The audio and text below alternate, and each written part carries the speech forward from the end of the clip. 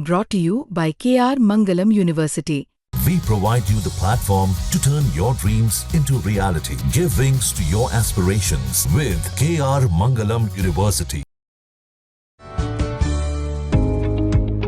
RBI आजकल उन लोगों के लिए मेहरबान हुआ है जिन्होंने बैंकों से कर्ज लिया हुआ है।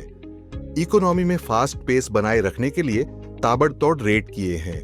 इस साल तीसरी बार रेट कट हुआ है। 6 जून को रेपो दर में 50 बेसिस पॉइंट की कटौती करके 5.5% कर दिया। इस साल 3 बार के रेपो रेट से कुल 1% इंटरेस्ट रेट कट हो चुका है। आरबीआई सीधे किसी को लोन नहीं देता, किसी को सीधे रेट कट का फायदा नहीं देता।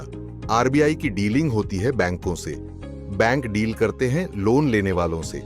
आरबीआई रेट कट का फायदा बैंकों को देता है।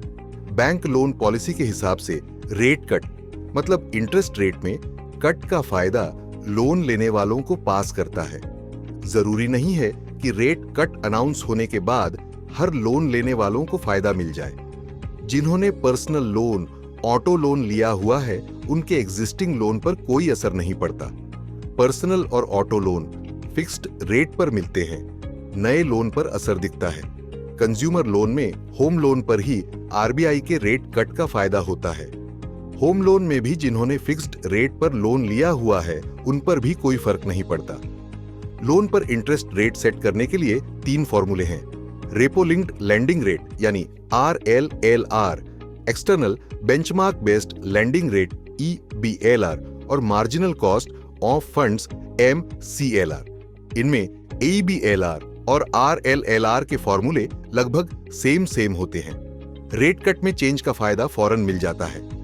SBI रिसर्च के मुताबिक देश में करीब 60% लोन RLLR से जुड़े हैं, 36% लोन MCLR से जुड़े हैं।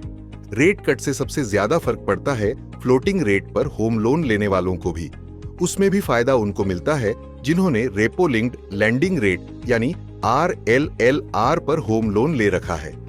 MCLR वाले थोड़े घाटे में रहते हैं क्योंकि बैंक वाले लोन पॉलिसी की दलील देकर फायदा पास करने में ढिलाई बरतते हैं या पूरा फायदा नहीं देते।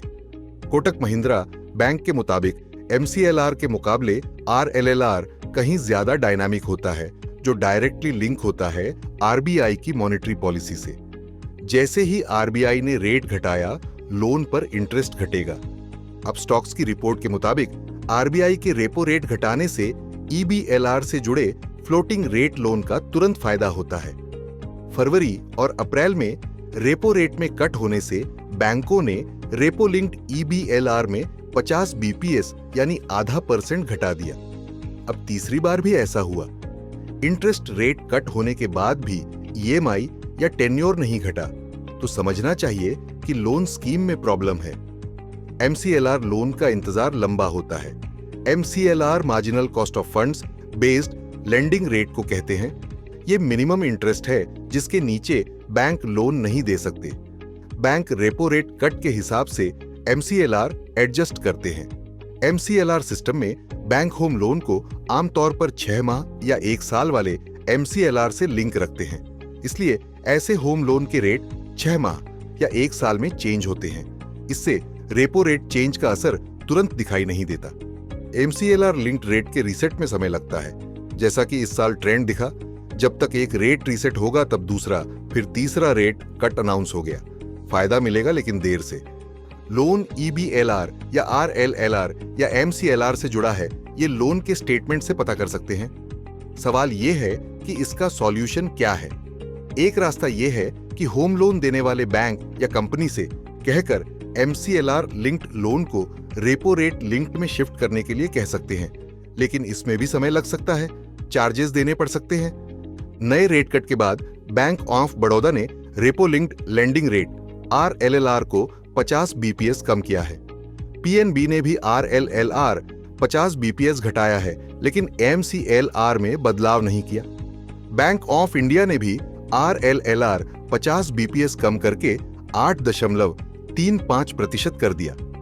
यूको बैंक ने MCLR और RLLR दोनों को कम किया है। न्यूज तक ब्यूरो।